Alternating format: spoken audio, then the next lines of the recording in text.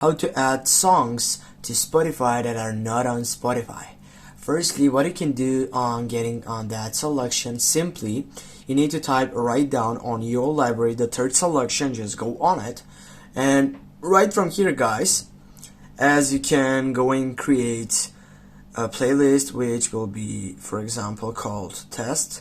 Just go create, and yeah, when you take off right here to add song, just go add song, and right from here, if you get that adding song, you can add it right from here. You can take recently played, and also you can get songs you liked. But where are the songs that you can simply take it off from your selection which are not right here on Spotify?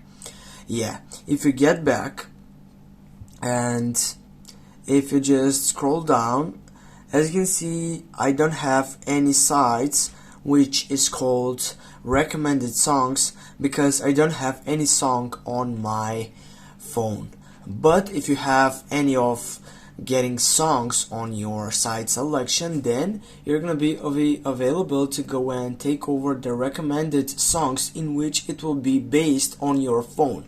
Then from there, simply you're gonna just tap add and it will take off to the main point.